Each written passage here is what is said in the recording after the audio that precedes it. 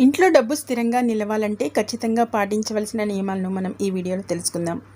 ఇంటి ప్రధాన ముఖద్వారంలో లక్ష్మీదేవి, కుబేరులు లేదా స్వస్తిక్ ఫోటోని అతికించాలి. ఇలా చేయడం వల్ల ఇంట్లో డబ్బు ఎక్కడికి పోకుండా స్థిరంగా ఉంటుంది. మట్టితో చేసిన నీటి కూజాను ఇంట్లో పెట్టుకోవాలి. ఇంట్లో ఉత్తరం మూలలో పెట్టుకోవాలి.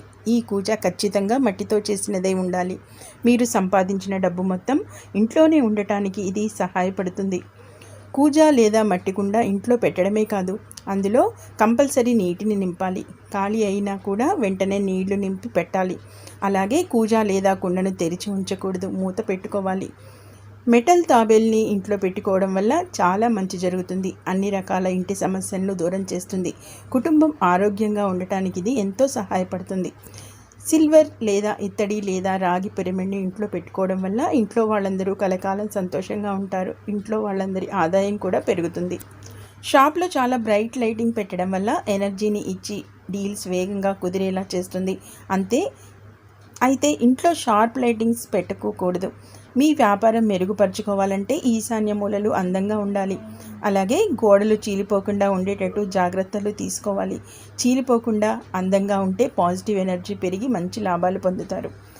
చీపుర్లు, ఇల్లు తుడిచే మాప్స్, చెప్పులు, షూస్ వంటి వాటిని మెట్ల కింద, స్టెయిర్ కేస్ కింద ఎట్టి పరిస్థితుల్లోనూ పెట్టకూడదు. దీనివల్ల పేదరికం అనేది వస్తుంది. మీ ఇంట్లో గ్యాస్ స్టవ్ని ఎట్టి పరిస్థితుల్లో ఉత్తరం దిశగా పెట్టుకోకూడదు.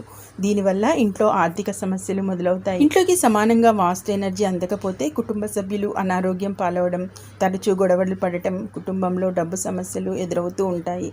మీకు సక్సెస్ రావాలంటే మీ పర్సులో లేదా జేబులో రూపాయి నాణెం మరియు నెమలి ఈక ఉంచాలంటున్నారు మన పండితులు. ఇలా చేయడం వల్ల జీవితంలో ఎదురయ్యే అన్ని కష్టాలకు చెక్ పెట్టవచ్చు. అలాగే కష్టం ఫలిస్తుంది. ఎక్కువగా ఇబ్బందులు పడుతూ ఉంటే, ఆర్థిక పరిస్థితి బాగాలేకపోయినా నిర్ణీత పద్ధతిలో సాయంత్రం వేళ ఇంటి ముఖద్వారం వద్ద చతుర్ముఖ దీపాన్ని నెయ్యితో వెలిగించాలి. ఇది మీకు మంచి ఫలితాలనైతే అందిస్తుంది. ఈ దీపంలో రూపాయి నాణెం వేయాలి. ఇలా చేయడం వల్ల ఇంట్లో ఉన్న నెగిటివ్ శక్తులు దూరమవుతాయి. ఇంట్లో లక్ష్మీదేవి ఆవాసం ఉంటుందని నమ్మకం. అలాగే లక్ష్మీదేవి కటాక్షం పొందాలంటే ఇంట్లో ఎప్పుడూ లక్ష్మీదేవిని పూజిస్తూ డబ్బుని శుభ్రమైన ప్రదేశంలో భద్రపరుచుకోవాలి. గడప లక్ష్మీ స్వరూపం కనుక గడప తొక్కి ఇంట్లోకి రావడం, గడప మీద కాలు వేయడం, గడపకు అటు ఇటు చెరో కాలు వేసి నించోవడం వంటి పనులు అస్సలు చేయకూడదు. పసుపు కుంకుమ ఉన్న గడపలు లక్ష్మీదేవికి ఆహ్వానం పలుకుతాయి. అందువల్ల ప్రతి శుక్రవారం గడపకు పసుపు కుంకుమతో అలంకరించాలి. ప్రధాన ద్వారం తలుపు మీద ఎర్రని కుంకుమతో స్వస్తిక్ గుర్తు వేసినా మంచిదే.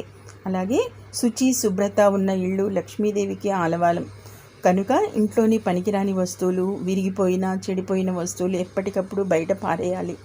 చెడిపోయిన గడియారాలు, విరిగిపోయిన అద్దాలు, చిరిగి వాడని వస్త్రాలు ఇంట్లో అస్సలు ఉండకూడదు. అలాగే ముగ్గు వేసిన వాకిలి గుండా లక్ష్మీదేవి ఇంట్లోకి ప్రవేశిస్తుంది. అందుకే తెల్లవారే వాకిలి ఊడ్చి ముగ్గులు వేసుకోవాలి. ఇంటి ఇల్లాలు గట్టిగా గొంతు పెట్టి మాట్లాడటం, నట్టింట్లో చెడు మాటలు, చెడు తిట్లు తిట్టడం వంటివి అస్సలు చేయకూడదు. ఎక్కడైతే భార్యాభర్తలు నిరంతరం కొట్లాడుకుంటారో, ఏ ఇంట్లో ఇల్లాలు ఎప్పుడూ అసంతృప్తిగా ఉంటుందో ఆ ఇంట్లో లక్ష్మీదేవి ప్రవేశించదు. అలాగే అబద్ధాలు చెప్పేవాళ్ళు, ఇరు సంధ్యలలో నిద్రించేవారు, బద్ధకస్తులు ఎక్కడ ఉంటారో అక్కడ లక్ష్మీదేవి ఉండదు. ఇరు సంధ్యలలో దీపారాధన చేసే ఇంట్లో లక్ష్మీదేవి కొలువై ఉంటుంది. సాయం సంధ్య వేళల్లో సాంబ్రాణి ధూపం ఇంట్లో వేసినా కూడా ఎంతో మంచి జరుగుతుంది.